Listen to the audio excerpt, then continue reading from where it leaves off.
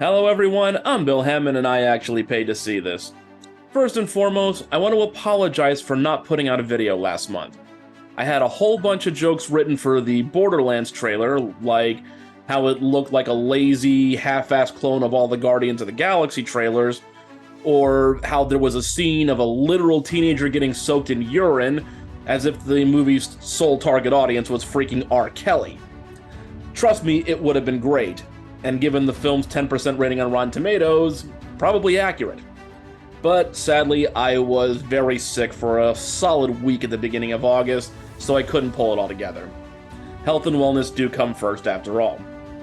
But I am back in the saddle and ready to get back to spewing my bile, so let's get to it. For this month's edition of the worst trailer in the world, we look not at tired franchise installments or cheap attempts at jump scares. Instead, we turn to one of the masters of cinema to witness what might be the end of an era of greatness.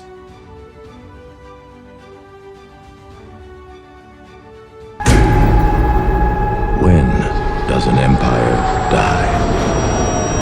No one really knows for sure, but I'm gonna guess in about 2 months if the voters don't get their act together. Does it collapse in one terrible moment? Is anyone else weirded out that we're suggesting the collapse of an empire by bombing New York right around 9/11? That's about as tone-deaf as a pop singer without autotune. There comes a time when its people no longer believe in it. It's a city, not friggin' Santa Claus. Belief is nothing next to solid infrastructure and social service programs. Don't let them out. Justice is blind, and she could really use a nap, apparently. Trust me, I know the feeling. Check out these bags under my eyes. Destroy the forever. Wow! I haven't seen CGI this convincing since Rebel Wilson diddled herself in Cats. Release the butthole cut! Ladies and gentlemen, and children of all ages. Ben-Hur, done that. Is this society? No, it's just a bunch of pretentious nonsense bathed in a sickly orange barf glow. Next question. Is this way we're living the only one that's available to us? Of course not.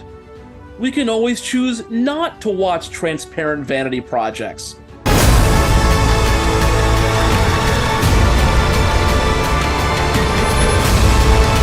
Create your future by living in the past.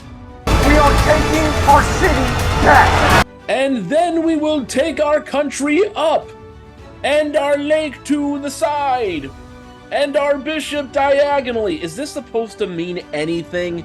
And when we ask these questions, when there's a dialogue about them, that basically is a utopia. You know what? I wholeheartedly agree. When we ask questions, that is a utopia.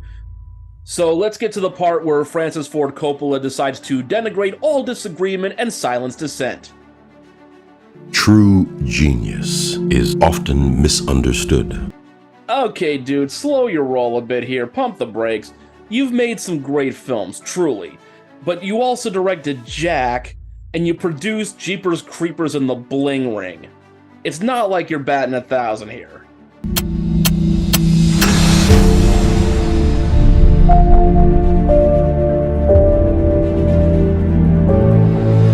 Wow.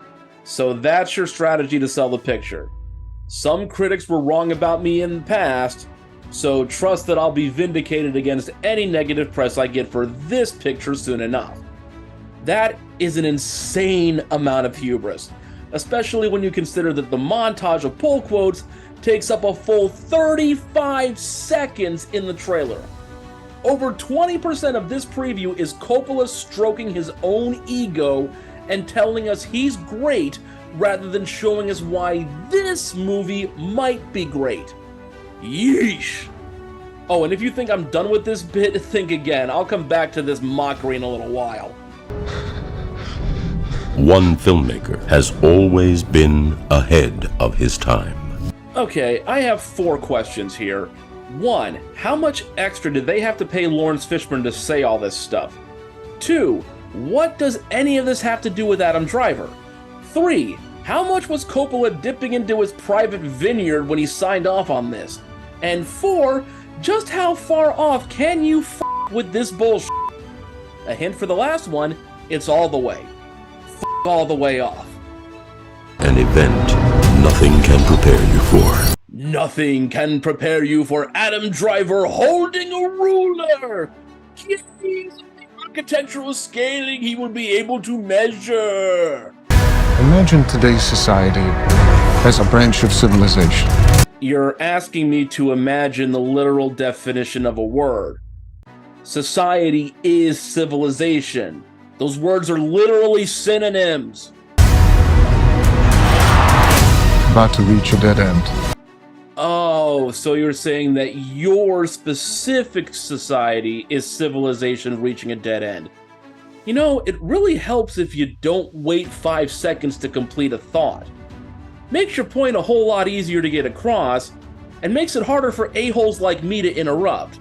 But hey, I was only an editor for 10 years, what do I know about being succinct? My plan is a city that people can dream about. Really? Because it looks like an unrendered deleted scene from the Star Wars prequels. And that gives me nothing but nightmares there, Kylo. Megalopolis. That may be one of the dumbest names I have ever heard. Megalopolis. Really? You've been working on this film for nearly 50 years, and that's the best you could come up with, Coppola. Metropolis, but bigger! Are you serious? What about those standing in your way? None shall stand in our way! We will cast them out of Gallipolis! Power the people! Glory to hippopotamus! People don't need dreams. People need help now. Yeah, forget about all that discount steampunk fountainhead crap. The people of George Stephanopoulos need more important things. Like stocks, apparently. Don't let the now destroy the forever. And don't let the perfect be the enemy of the good. There's at least one person I can think of who definitely needed to keep that in mind. We're in need of a great debate about the future. And that debate must be led by great debaters. Master debaters, if you will, who will come together and get really hands-on to give us one good shot. Enjoy the show. The clouds, they grab the moon. It is symbolic of placing a hand on balls, cupping them gently. 1, 2, 3, yippee yay. You know you're in trouble when that is the most sensible thing said in the entire preview. There's still so much to accomplish, but is there time? I mean, if there's not, you can always pass it off to your daughter, because that always works out perfectly. Come on, 3. Wait. Go. Yes, go. See something else.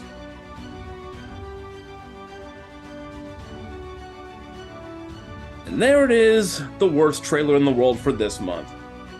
Look, the film industry does owe a debt of gratitude to Francis Ford Coppola. He's one of the true visionaries of the art form. But Hip Hop Anonymous here looks like a toxic train wreck on par with East Palestine. The sheer pomposity of what Coppola is presenting here is off the charts, to the point that some major no-nos were committed in the process. Remember that bit where they used quotes from critics who didn't like The Godfather and other movies?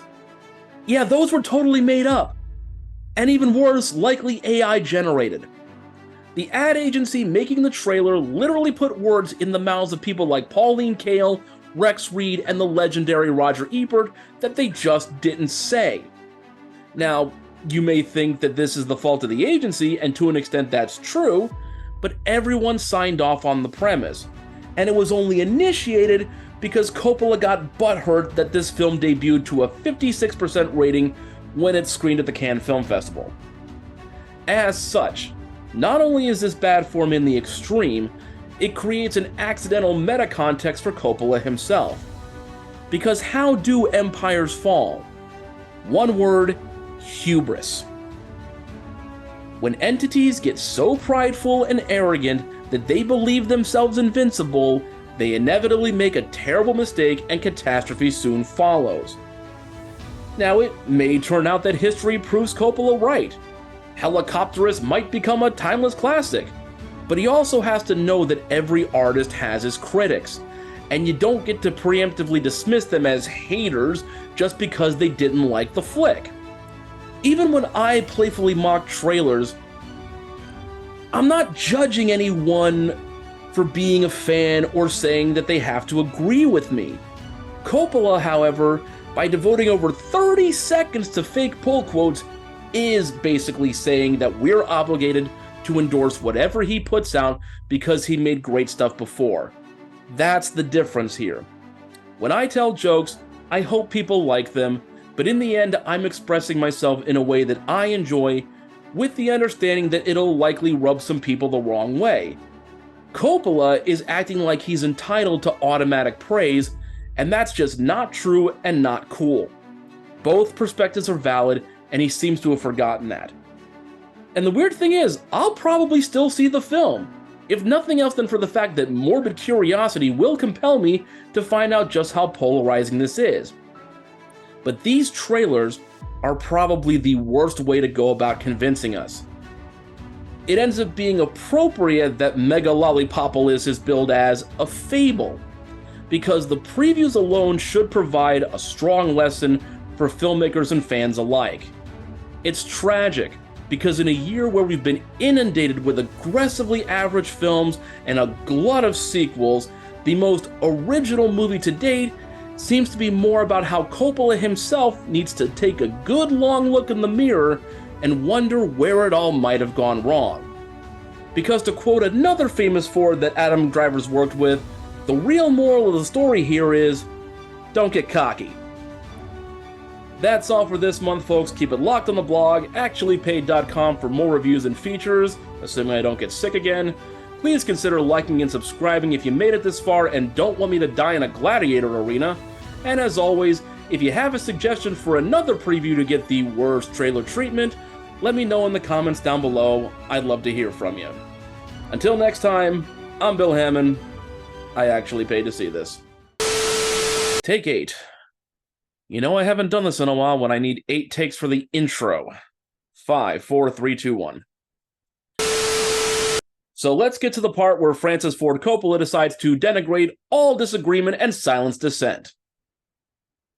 Ow, that cracked my neck.